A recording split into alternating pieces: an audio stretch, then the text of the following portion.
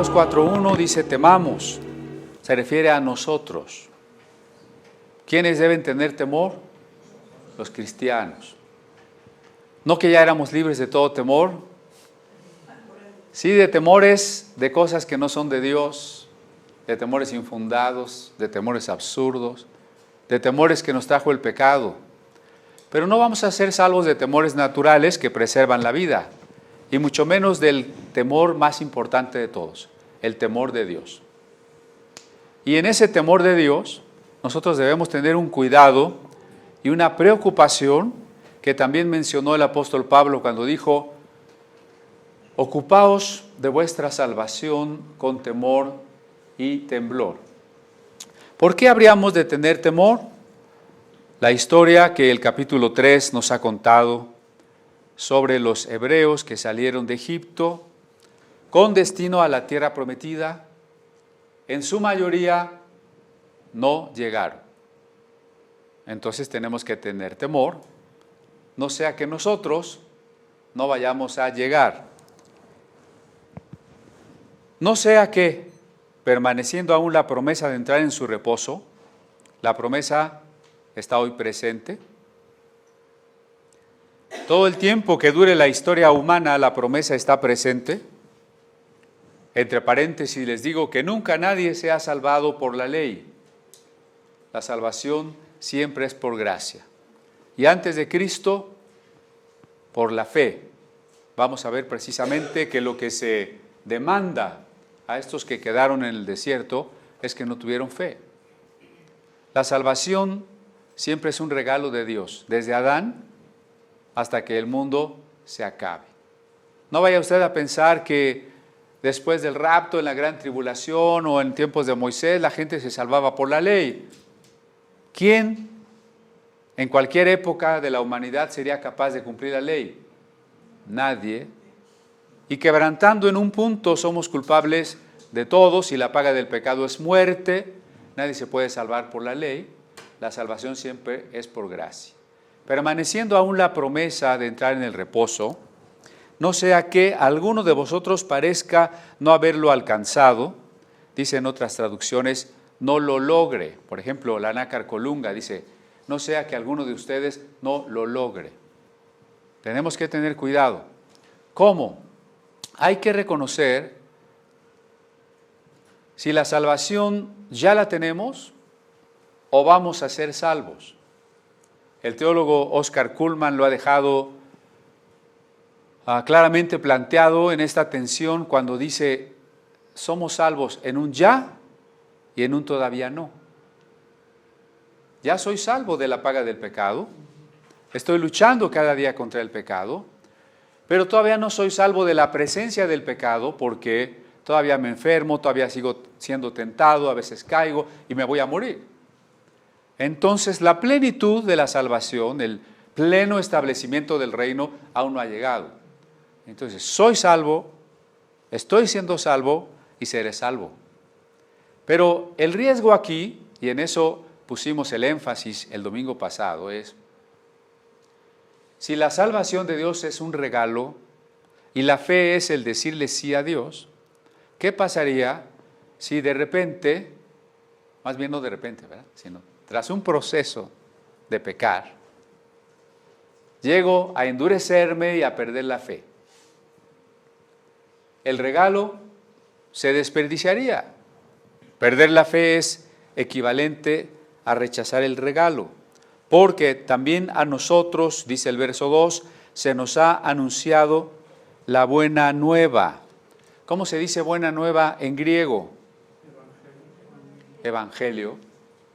También a nosotros como a ellos. A nosotros se nos ha anunciado el Evangelio. A los hebreos se les anunció el Evangelio. Seguramente no en la claridad que tiene el Evangelio cuando Cristo ha aparecido, pero sí en su esencia. ¿Cuál es su esencia? Que Dios era su Redentor y que iba a llevarlos a una nueva vida en una nueva tierra. Ahí está la esencia del Evangelio, que es la misma para nosotros. El Señor es nuestro Redentor y nos lleva a una tierra y a una vida nueva, eterna, de resurrección. Tanto a ellos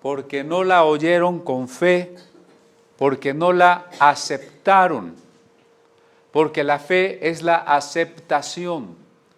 La fe no es el acuerdo mental con alguna doctrina, sino el decirle sí a Dios, el decirle sí a su gracia, pero recuerde, ese sí comprometido. ¿Te casas conmigo? Sí, pero no hago nada, ya me voy para mi casa, ¿no? Tú la puedes. Pues nada más me estás tomando el pelo, ¿no? Si es un sí, entonces hay un cambio en la vida, en la relación. La fe es un sí. Cuando la palabra que escuchamos, la palabra que leemos, no obtiene de nosotros el compromiso, cuando no obtiene de nosotros la disposición para ser transformados, no hay fe, no hay un sí. Y entonces la palabra no aprovecha. ¿Cuál es el problema? El corazón se endurece. Y si la palabra no aprovecha, y si no hay fe, entonces la promesa, de la que estábamos hablando en el verso 1, la promesa no se puede cumplir. Recuerden que la promesa tiene condición, como lo vimos en el verso 3, cuando se decía en el 3:14, capítulo 3:14, perdón, somos hechos participantes de Cristo, sí, con tal que, la promesa tiene un con tal que haya fe, fe comprometida, fe viva. De lo contrario, fíjense lo que va a pasar. Los que hemos creído entramos en el reposo de la manera que dijo, no por tanto juré en mi ira, no entrarán en mi reposo. Ahí hay un contraste. Unos entran en el reposo y de otros Dios juró, no entrarán en mi reposo. ¿De cuáles somos nosotros? Decía Johnny, ¿no? ¿De los que entran en el reposo? ¿O de los que Dios mismo está enojado y dice, juro que no entras? Tremendo, ¿no? La ira de Dios. Entendamos que la ira de Dios es aquella posición o circunstancia en la que alejados de Él sufrimos las consecuencias de ese alejamiento. Aunque Dios es amor y Dios es un Padre amoroso. Cuando el hijo pródigo regresó, el Padre lo aceptó. La ira de Dios no significa que el Padre dijo, estoy muy enojado contigo, no te quiero volver a ver. La ira de Dios significa más bien que cuando ese joven estaba lejos de casa, sufrió la soledad, el hambre, el fracaso, la traición de sus amigos, etc. No estaba en reposo. El problema es si este reposo al que no entramos, no fuésemos a entrar nunca. ¿Cómo podría ser? Si nosotros morimos, la separación de Dios se vuelve absoluta. ¿O no es absoluta? Porque Dios nos bendice aun si no somos creyentes. En Estados Unidos hay grupos ateos que están demandando a los cristianos por cualquier cosa, con el argumento de la libertad religiosa. Pero aún los ateos gozan de la vida y de las cosas que Dios da. Pero tras la muerte, la separación de Dios es absoluta y definitiva. Eso es lo que quiere decir, juré en mi ira, no entrarán en mi reposo. Ahora bien, el reposo está prefigurado en las escrituras hebreas de dos maneras. Y hoy se vive de una manera presente y esperamos su manifestación futura. Acuérdese del ya y del todavía no. Hoy estamos ya en el reposo, pero a la vez esperamos el reposo. Y hay dos tipologías del reposo en el Antiguo Testamento. La primera tipología es el sábado. Y la segunda tipología es Canaán, la tierra prometida, de la que ya hemos estado hablando. Cuando los hebreos, más bien una parte de los hebreos, 2 tribus, especialmente la tribu de Judá, fueron llevados a Babilonia, vieron el riesgo de desaparecer ante la religión y la cultura de la esplendorosa ciudad de Babilonia.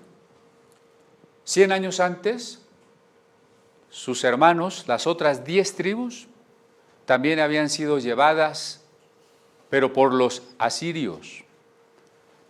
Y ellos no buscaron a Dios en el cautiverio, se casaron con personas no israelitas y aceptaron las religiones paganas.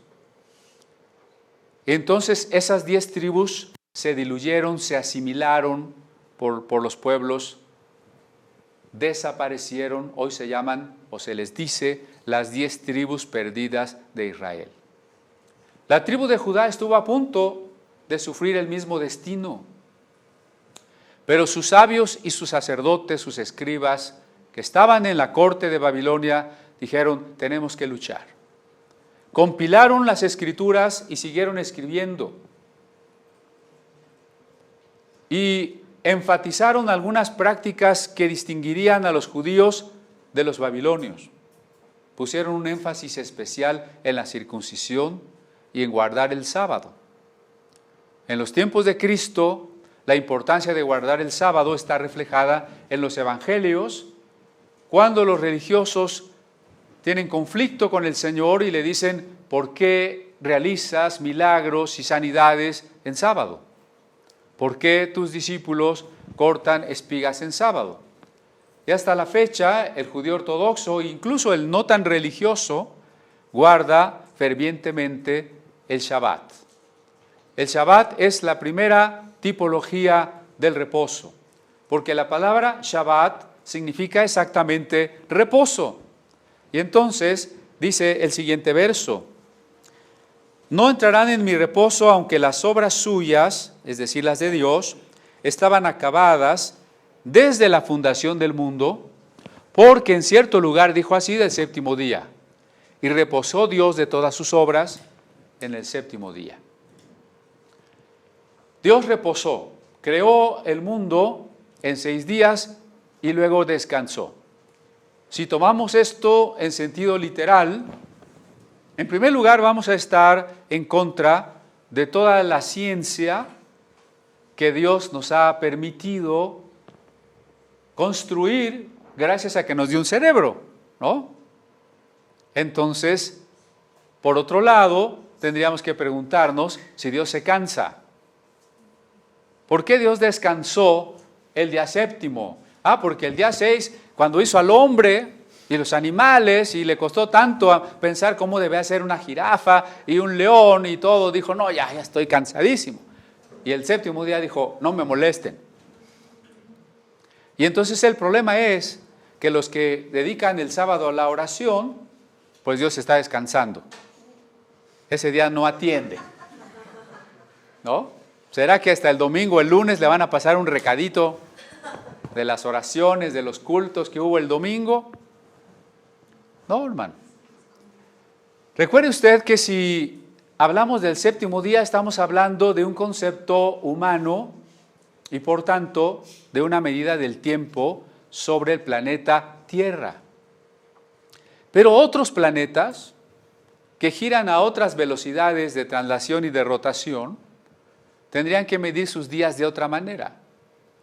En pocas palabras, el sábado terrestre no es sábado en Júpiter, ni en Marte, ni en la Luna, ni mucho menos en otras galaxias. El sábado no es un concepto universal, es un concepto humano. Entonces quiere decir que si Dios reposó, es una frase de los escribas que estaban, en Babilonia. Los estudiosos del Pentateuco le llaman documento sacerdotal, para mostrar la importancia del sábado no solo desde la ley de Moisés, que el sábado está en los 10 mandamientos, pero el texto de Génesis me estaría diciendo en otras palabras, no hay que pensar en el sábado originado en la ley de Moisés, sino desde la creación del mundo. Y con ello le estaban dando una importancia mucho mayor al sábado, ¿no? Por supuesto que el sábado es importante para la vida del hombre y del animal, porque en el cuarto mandamiento dice: descansarás tú, tu hija, tu siervo, tu buey, tu asno. Creo que de la esposa no, ella sí tiene que trabajar todos los días. Pero tendría que descansar hasta el animal, imagínense. O sea que tras la idea del Shabbat está una idea de justicia social, incluso de misericordia, ¿no? El hombre debe descansar un día por cada 6 días de trabajo. Hay quien medio trabaja un día y descansa 6. No, eso no se puede. Y hay quien nunca descansa. El que nunca descansa va a quebrantar su salud, va a quebrantar su mente. Pero no le demos al sábado una importancia mayor de la que tiene. No vaya usted a pensar: es que si tú no guardas el sábado, no te vas a ir al cielo. Porque hay quien lo dice así. ¿Cuál es la diferencia entre el pueblo de Dios auténtico y la Babilonia? La Babilonia no guarda el sábado. Como tú te reúnes el domingo, eres un babilonio. No le demos esa importancia. El sábado tiene una función social, pero también tipológica. ¿Y qué función tiene como tipología? El sábado no nos salva. ¿O sí? No nos salva la circuncisión.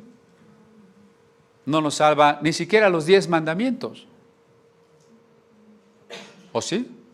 ¿Qué nos salva? Cristo, por gracia, y la gracia la aceptamos por la fe. Pero el sábado, entonces, aquí está significando algo muy importante. Imagínense que el primer día, todo esto evidentemente es un poema que quiere contarnos el relato de manera estructurada. No se trata de un relato científico, esa no es su intención. El primer día, Dios separa la luz y la oscuridad. El segundo día separa el agua que se creía estaba sobre una bóveda de bronce del agua que está en el mar. El tercer día la tierra emerge de los mares para ser sostenida por los mares. Es decir, ya queda listo el hábitat donde Dios pondrá la vida.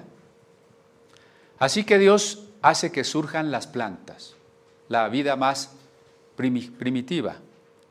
Después de poner las lumbreras, que no son dioses, sino meras lumbreras, lámparas, entonces Dios crea los peces y las aves el quinto día, el sexto día los animales y el hombre.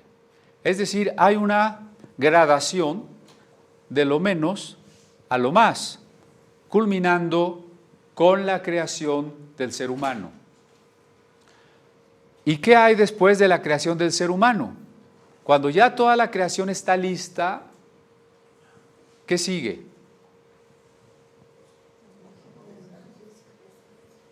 El Shabbat. El Shabbat. Quiere decir que la finalidad de la creación es el reposo. Pero no el reposo físico.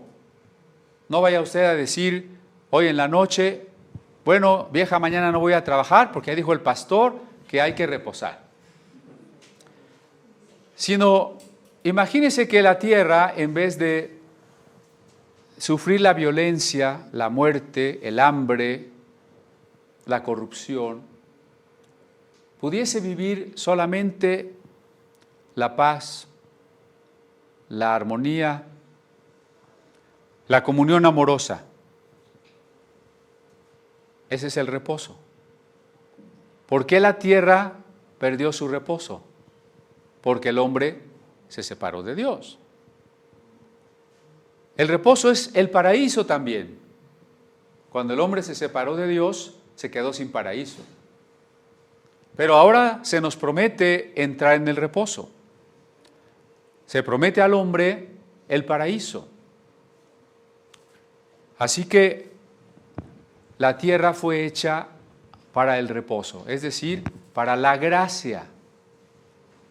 Traduzcamos reposo como gracia. ¿Por qué? Porque la gracia significa que yo descanso porque Dios ya ha hecho su obra. Es lo que acabamos de leer, ¿no? Pensemos, por ejemplo, en la salvación. ¿Tengo que trabajar por mi salvación? Yo no trabajo por mi salvación. ¿Quién consumó la salvación? Cuando Él murió en la cruz dijo, todo está consumado. Como Barrabás, yo no tengo que morir en la cruz. Él, Jesús, murió en la cruz, en mi lugar. Entonces, el reposo es aceptar que Dios ha hecho las cosas por mí. Yo no tengo que esforzarme para ser una buena persona, ¿o sí? Si usted le promete a Dios, Señor, ya me voy a portar bien, ya no voy a pecar, ¿sabe qué va a pasar? No va a poder. De todas maneras, va a fallar. ¿Yo qué tendría que decirle a Dios? Señor, yo soy pecador, no puedo dejar de pecar, no me puedo ni esforzar, necesito de tu Espíritu Santo, necesito de tu gracia. ¿Sí? Si usted se está esforzando por no pecar, usted sigue trabajando. Usted vive en un lunes. Pero si usted se ha abandonado al amor de Dios, se ha dejado llenar del Espíritu Santo, usted vive en sábado.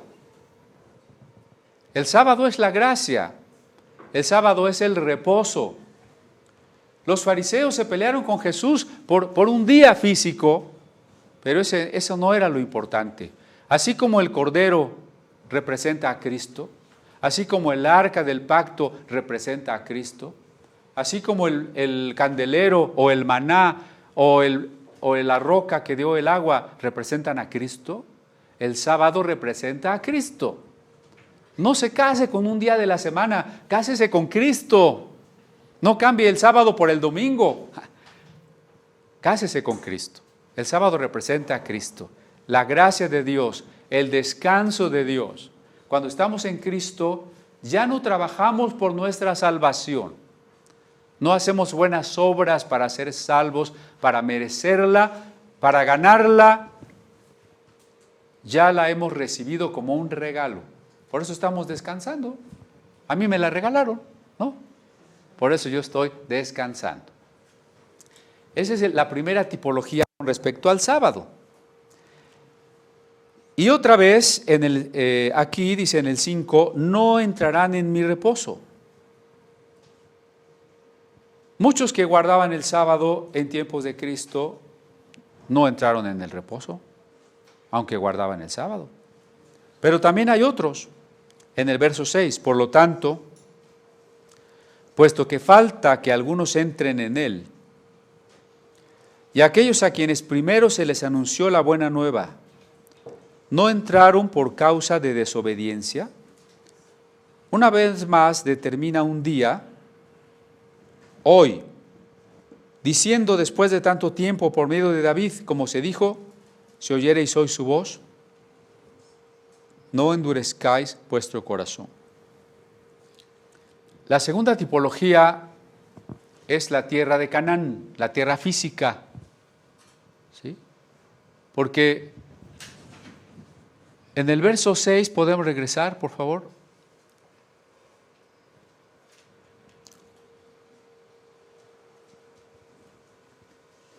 Aquellos a quienes primero se les anunció no entraron. ¿No entraron a dónde? Pues no entraron a Canaán. Y entonces Dios habló de entrar en el reposo. Entonces Canaán es una tipología de la tierra prometida. De eso ya hemos estado hablando, precisamente al decir que salir de Egipto es nuestra salvación y llegar a la resurrección es llegar a la tierra prometida. Pero no se refiere a la Canaán física. Alguien por allí hizo un escrito en el que estaba insistiendo que si Dios nos puso a gobernar la tierra y la tierra produce riqueza, entonces Dios quiere que seamos ricos. Bueno, uno de los grandes errores en esa postura es que la tierra, en primer lugar, es una patria que hoy no podemos considerarla en este mundo. Cuando Hebreos 11, adelantándome, dice que Abraham no recibió Canaán, pero él sabía que esperaba una patria eterna. Aún las personas no creyentes, las que organizan excursiones para ganar dinero, organizan una a Tierra Santa. Hasta ellos le dicen Tierra Santa. ¿Será que habrá una Tierra Santa? ¿O toda la tierra es santa? Se me queda viendo raro. El Salmo 24, lo cita Pablo en Romanos 14, de Jehová es la tierra y su plenitud, el mundo y los que en él habitan. Él es omnipresente, su iglesia está hasta los últimos rincones de la tierra. La santidad de Dios está en toda su creación. No pensemos que cierto lugar es la tierra santa y la demás no. Y entonces nos dicen, vaya en la excursión porque ahí va a visitar el Santo Sepulcro y el río Jordán y el Getsemaní y ahí va la gente, ¿no? Pensando que allí van a encontrar la bendición. Y si me traigo una agüita del Jordán para que me bautice el pastor, como que si tuviera más eficacia el bautismo, se van a ir más demonios, ¿no? Se van a ir más rápido. No, la tierra de Canaán no es una tierra de reposo, siempre ha estado en conflicto. Estuvo en conflicto con Egipto, con Asiria, con Babilonia, con Siria, con Grecia, con Roma, con los árabes, con los otomanos, con los ingleses, con los palestinos, con los judíos, todo el mundo. La tierra de Canaán no representa en sí, en lo físico, no es en lo físico el reposo. Solo lo representa como historia de la redención. Por eso es muy claro el texto cuando dice en el 7, otra vez determina un día, diciendo después de tanto tiempo por medio de David, si oyereis hoy su voz, no endurezcáis vuestros corazones. 8, porque si Josué les hubiera dado el reposo, no hablaría después de otro día. Cuando Moisés estuvo a la entrada de la tierra prometida, no entró. Hubo un momento en que también desobedeció por su falta de fe. Dijo, si le hablo a la roca, quién sabe si suceda algo, mejor uso mi varita mágica. Y le pegó. Y Dios le dijo, no tuviste fe, no me obedeciste. Entonces Moisés desde una montaña contempló la tierra prometida, pero fíjense qué dramático, no entró Moisés, murió. Quien guió al pueblo de Dios para entrar a la tierra prometida fue Josué. En hebreo se pronuncia Yeshua. Es exactamente el mismo nombre de Jesús. ¿Quién nos lleva a la tierra prometida? Yeshua, Jesús, es el que nos entrega la verdadera tierra prometida.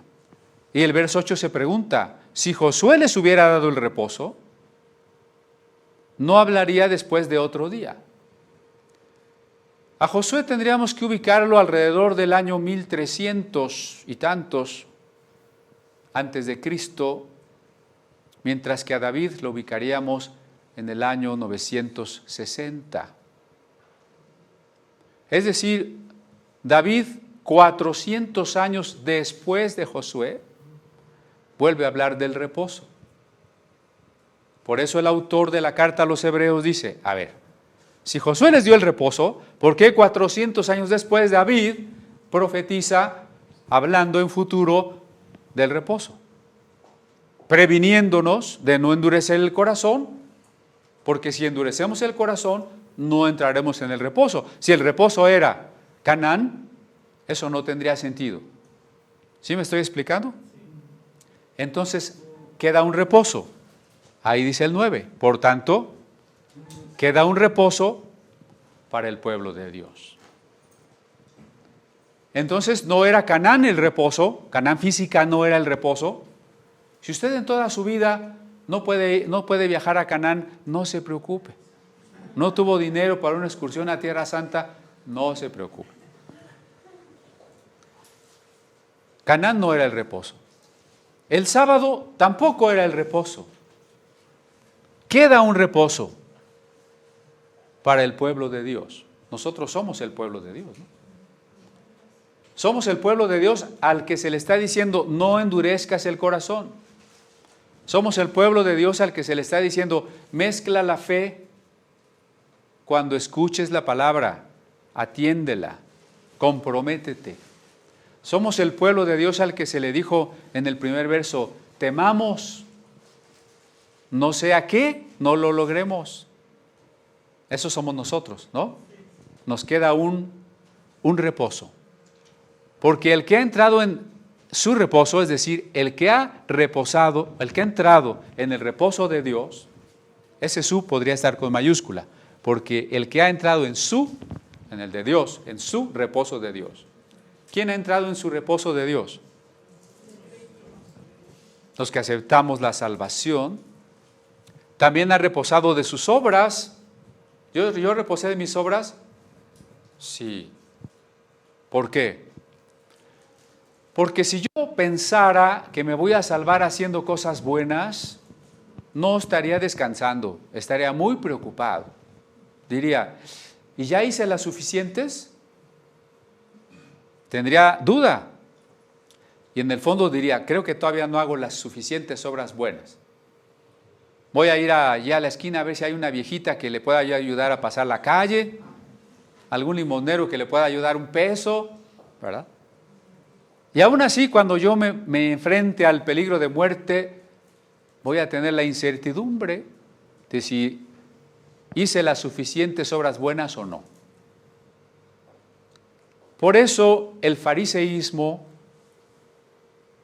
que se convirtió después en el judaísmo ortodoxo, tiene en la Biblia más una serie de obras que explican todas las cosas, las tradiciones que se deben de guardar. Por ejemplo, el Talmud. Y dentro del Talmud, un tomo bastante extenso que se llama Shabbat. Y que verdaderamente es imposible de memorizar, pero son todas las sutilezas que deben de acompañar a la manera en cómo debe guardarse el Shabbat. El Talmud es muy grande y no es la única obra. Al igual que en muchos ámbitos del catolicismo, una serie de obras, de mandamientos de la iglesia, de tradiciones que hay que cumplir para ver si nos salvamos. Entonces, lo digo con todo cariño, a mis hermanos judíos y a mis hermanos católicos, no están descansando. Están muy afanados, están muy preocupados por la salvación. Qué bueno, hay que preocuparnos por la salvación, pero no por alcanzarla. En ese sentido debemos reposar. El que ha entrado en el reposo de Dios, déjenme parafrasearlo, ya está reposando de sus intentos por salvarse. Como Dios reposó de sus obras en el día séptimo cuando terminó de crear, nosotros también debemos reposar en lo que se refiere a la fe que acepta la salvación. Insisto, no reposamos porque ya no vamos a trabajar. En el sentido físico, reposamos porque ya no vamos a dudar de nuestra salvación.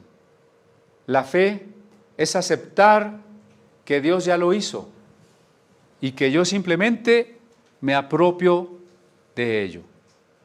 Procuremos, pues, entrar en aquel reposo. Tenemos que estar atentos. Procurar significa buscar diligentemente trabajar, la paradoja, por que nuestra vida no esté basada en nuestras propias fuerzas, sino que esté en la gracia de Dios. Si nos vamos a esforzar, en la gracia de Dios.